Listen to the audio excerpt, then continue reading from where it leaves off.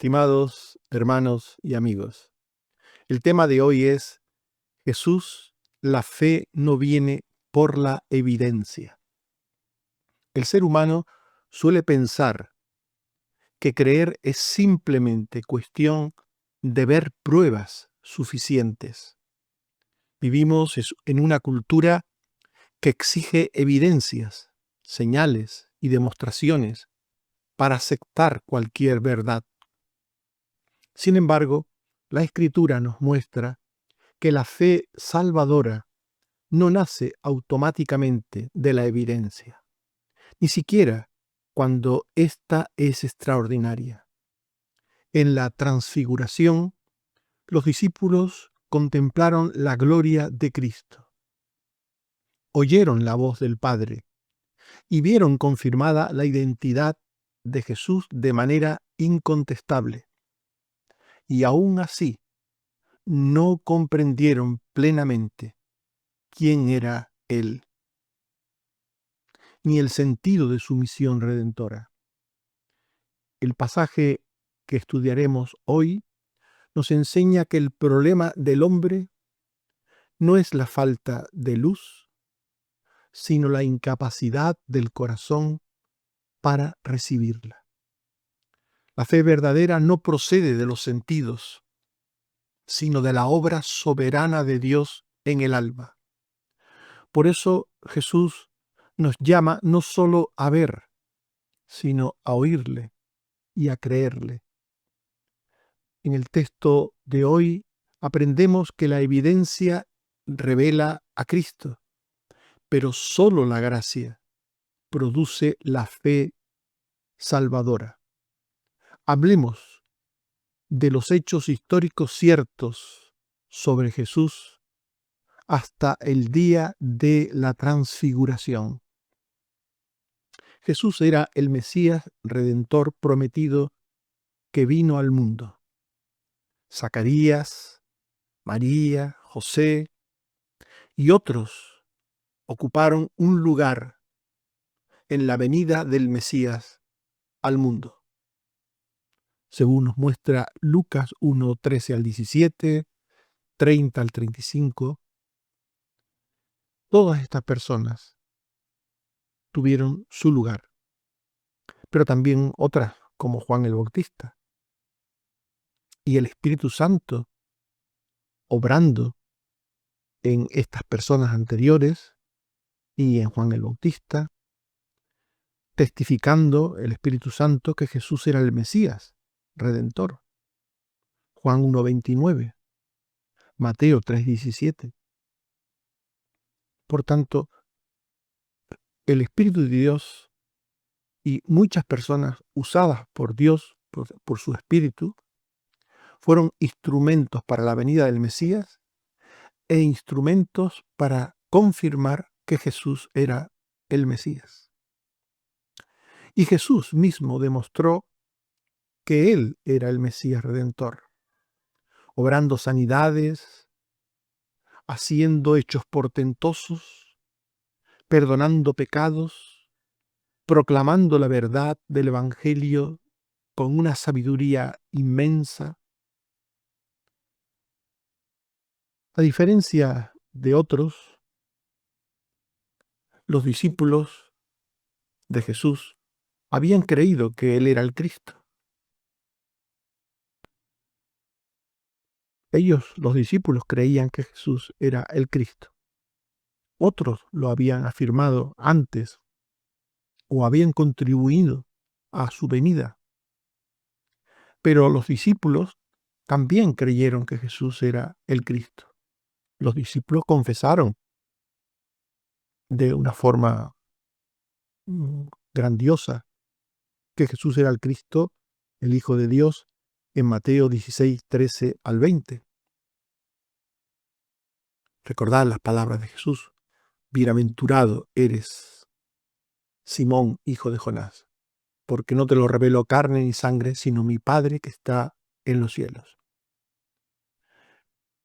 Por tanto, mucha gente en torno a Jesús contribuyó a su venida, contribuyó a la proclamación de que Él era el Mesías, Muchas de esas personas creyeron que él era el Mesías, pero otros no. Hubo gente como la familia de Jesús, los hermanos de Jesús, los conocidos, sus vecinos y los judíos, muchos de los judíos, generalmente los fariseos, los escribas, no creyeron en Jesús como el Mesías Redentor, según nos muestra Mateo 13, 55 al 58, Juan 7, 5, Mateo 26, 63 al 65.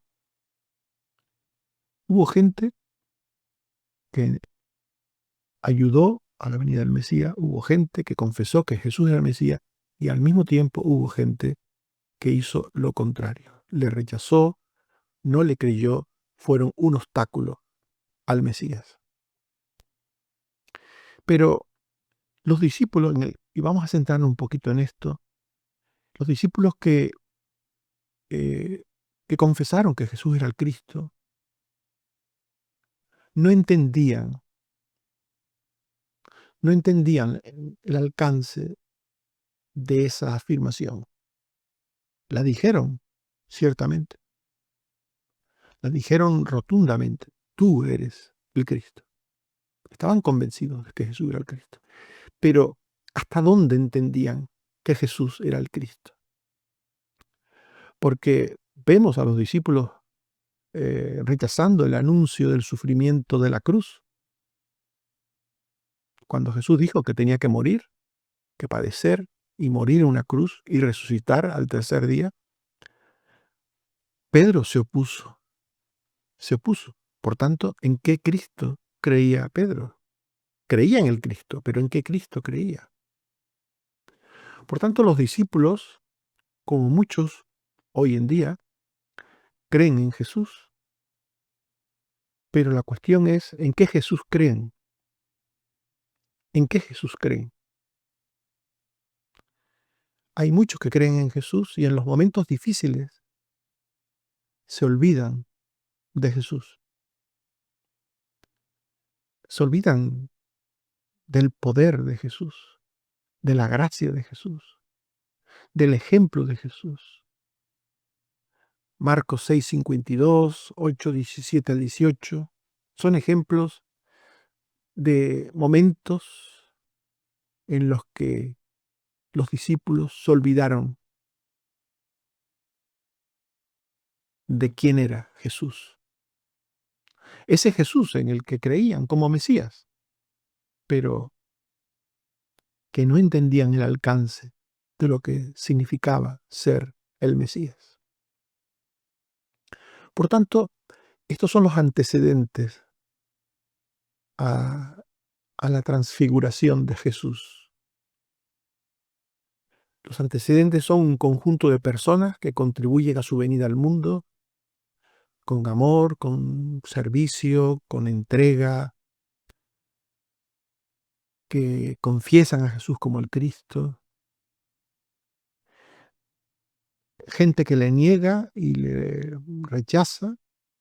Y también el caso de los discípulos, gente que por un lado dicen creer en él como Mesías y por otro lado pues no saben lo que eso supone. Por tanto, estos son los antecedentes.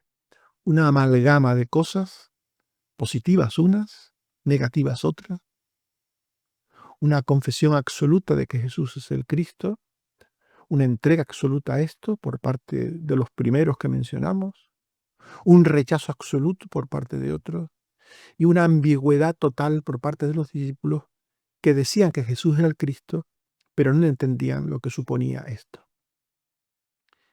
Y es por esto que Jesús decide dar a sus discípulos una prueba contundente y definitiva de quién era Él.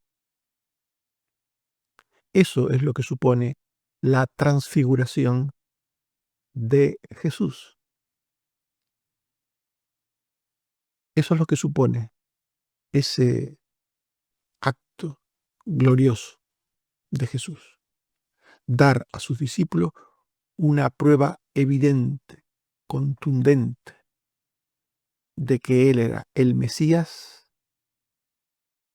poderoso, el Hijo de Dios, de gracia, de misericordia, el Redentor. Esa era la razón de la transfiguración. Y para ello Jesús se rodea de la gloria celestial ante sus discípulos más íntimos, no ante todos. Hizo una selección de los más íntimos y se los llevó con él, y a ellos les mostró que era el Mesías, que había venido a este mundo de parte de Dios. Marcos 9, 2 al 3. Jesús tomó a Pedro, a Jacobo y a Juan, sus íntimos, y los llevó aparte solos a un monte alto, y se transfiguró delante de ellos. Y sus vestidos se volvieron resplandecientes, muy blancos como la nieve. Un cambio en la apariencia de Jesús, gloriosa, majestuosa. Un cambio delante de sus discípulos. Se transfiguró. Dice el texto que sus vestidos se volvieron resplandecientes, muy blancos como la nieve. Y no solamente hizo esto Jesús consigo mismo, sino que se rodeó de algunas personas importantes del Antiguo Testamento para confirmar que Él era el Mesías Redentor, el Mesías prometido, el Mesías anunciado, el Mesías que ya había venido y que ya estaba con ellos. Nos dice Mateo 17:2 que se transfiguró delante de ellos y resplandeció su rostro como el sol. Aquí se añade a la ropa que también su rostro resplandecía. Y en Marcos 9:4 se dice que les apareció Elías con Moisés, que hablaban con Jesús. Dos personajes muy importantes del Antiguo Testamento se aparecieron en ese monte de la transfiguración y hablaban con Jesús. Y todo esto era visto y oído por los discípulos. Pero además, Dios Padre, el Padre, les hablaba desde una nube del cielo y les decía a todos los presentes que Jesús era su Hijo amado, el Mesías prometido, y les pedía que le oyeran. Marcos 9:7. Entonces vino una nube que les hizo sombra, y desde la nube una voz que decía: Este es mi Hijo amado, a él oíd.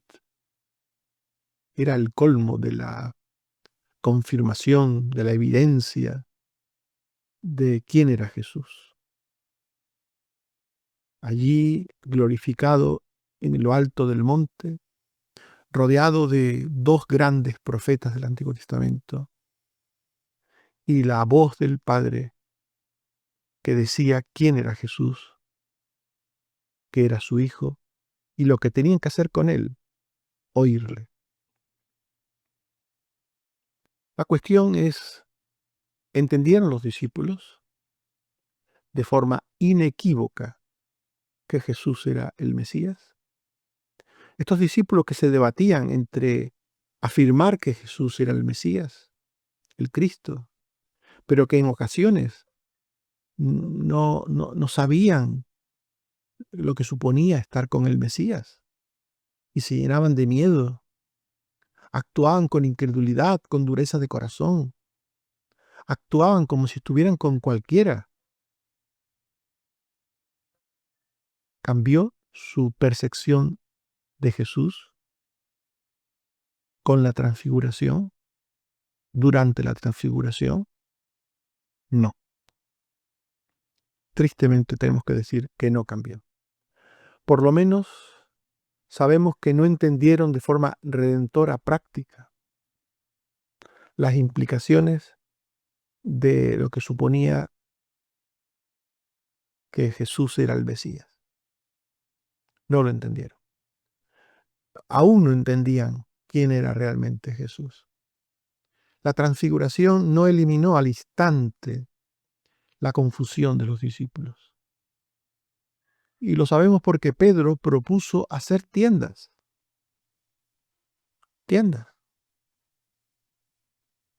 para permanecer en el monte, para alargar aquella situación de gozo, aquella situación de la presencia de los profetas de Dios,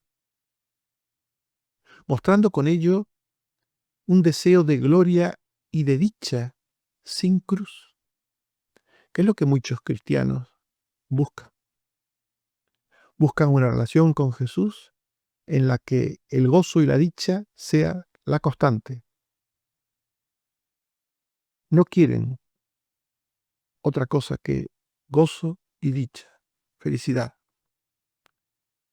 La parte del sufrimiento, la parte del padecimiento, la parte de llevar la cruz, eso como que no les gusta. Hay muchos discípulos hoy, muchos que se llaman creyentes, que no quieren un cristianismo de sufrimiento, de abnegación, de sacrificio.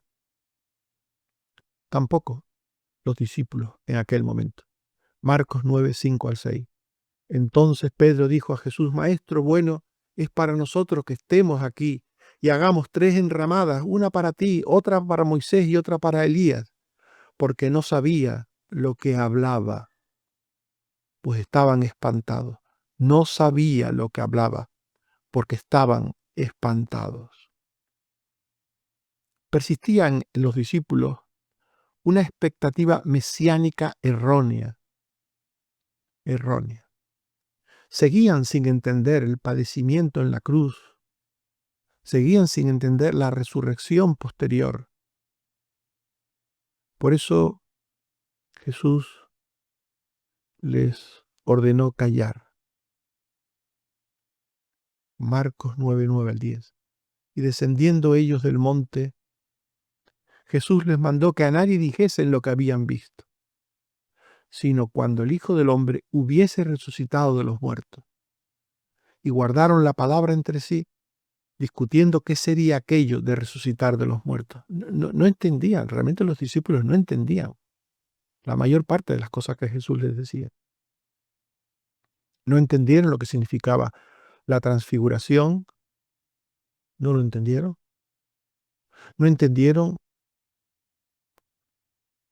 el significado de la muerte de Cristo, no entendieron el significado de la resurrección. Realmente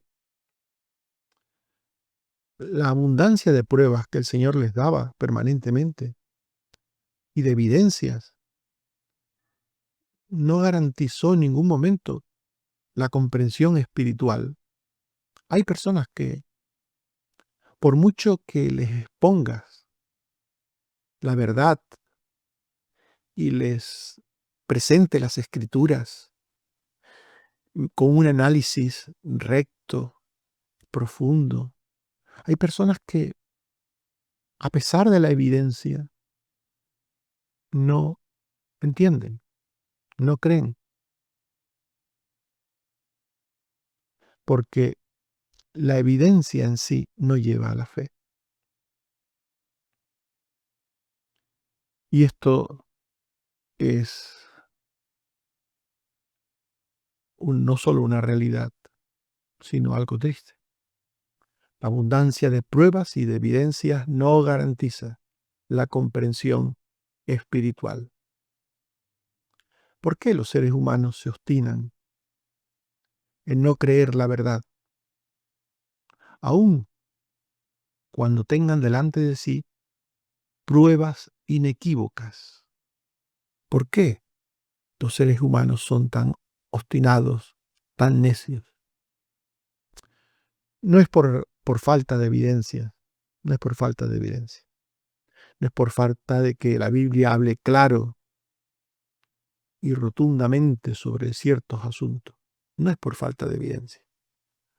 ¿Podía haber más evidencia que lo que Jesús acababa de hacer en el monte de la transfiguración?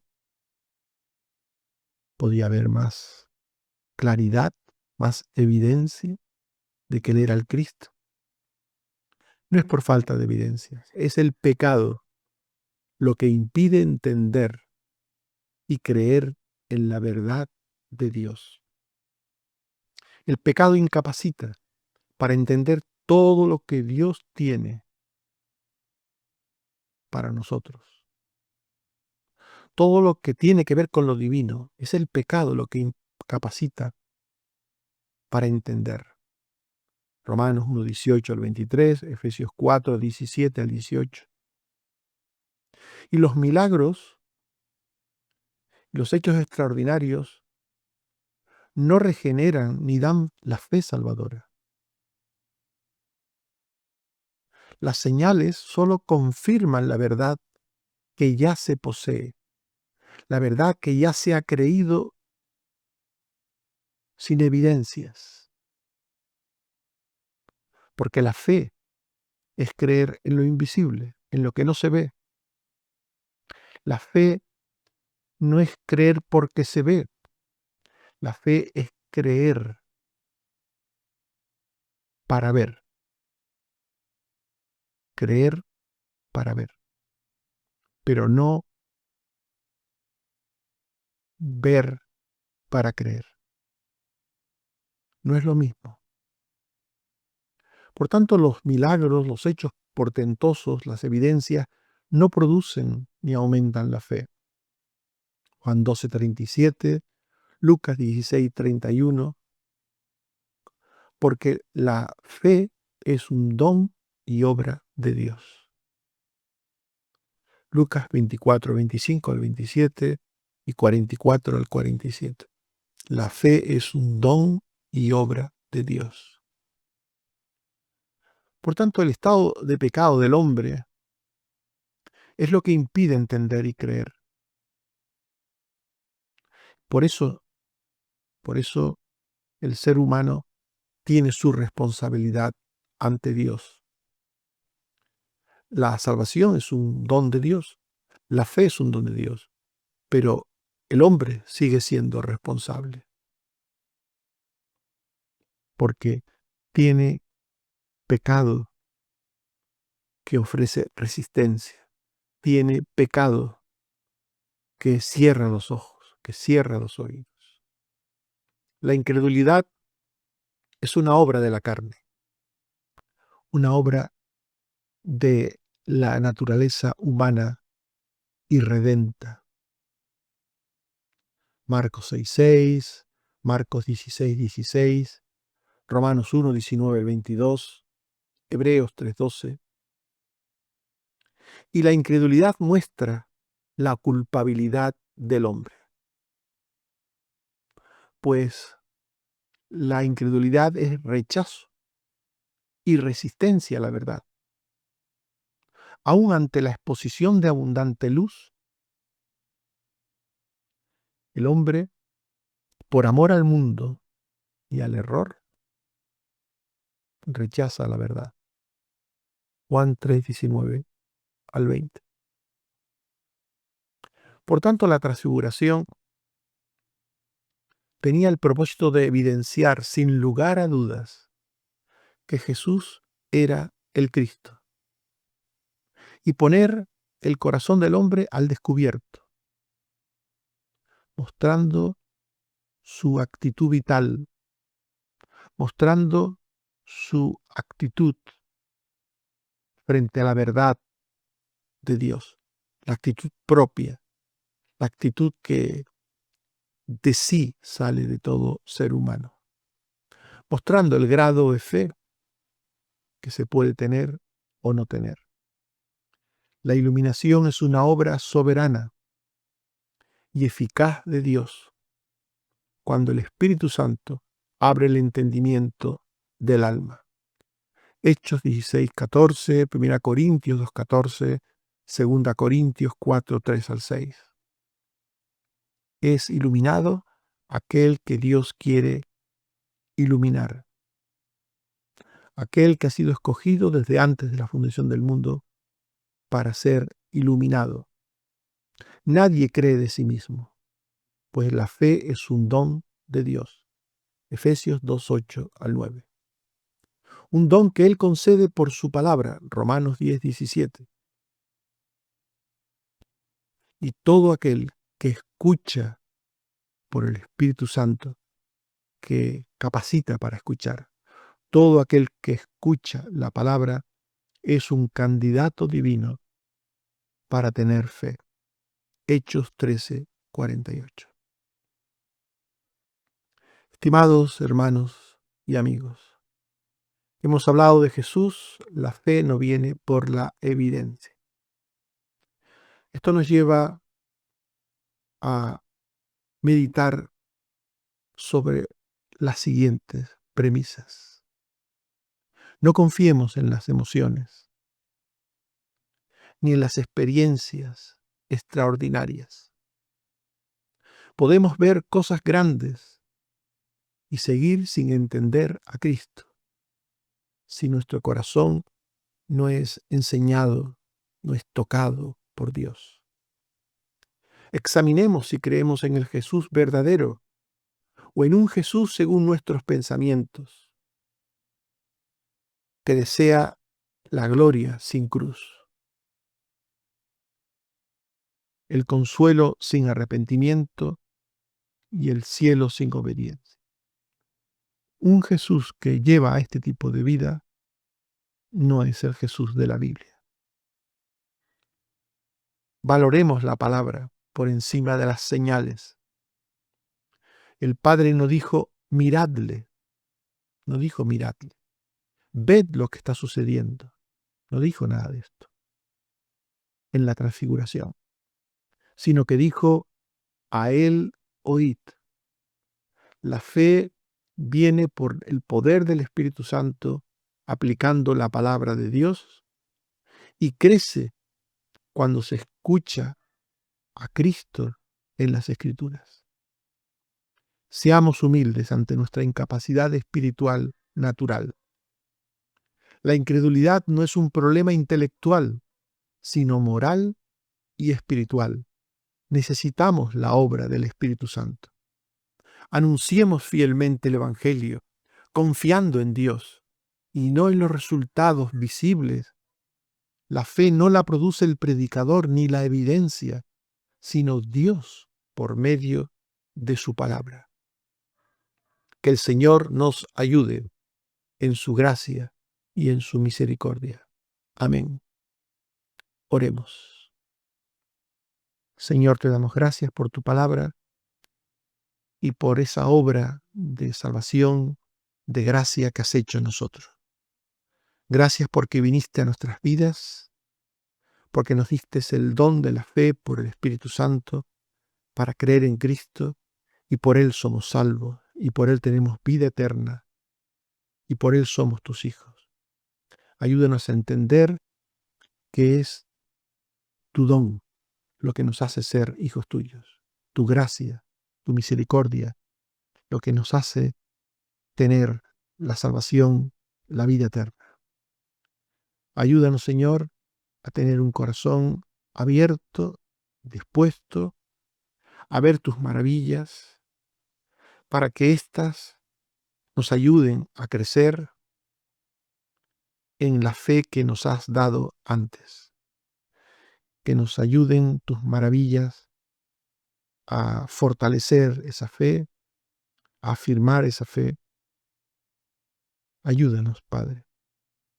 Te suplico que también nos sigas ayudando en el día a día de la vida, que nos des tu gracia en todas las cosas, además de esa fe verdadera en ti, por tu Hijo, que nos des fe para vivir la vida cristiana, la vida en relación con la familia, con los seres queridos en general, con los compañeros de trabajo, ciudadanos. Danos fe para vivir como tú quieres y deseas. Y danos esa fe, además, para saber esperar en ti a tu tiempo, en todas las cosas. Bendito seas, oh Padre, por Jesucristo tu Hijo. Amén. Que el Señor nos bendiga y nos guarde. Amén.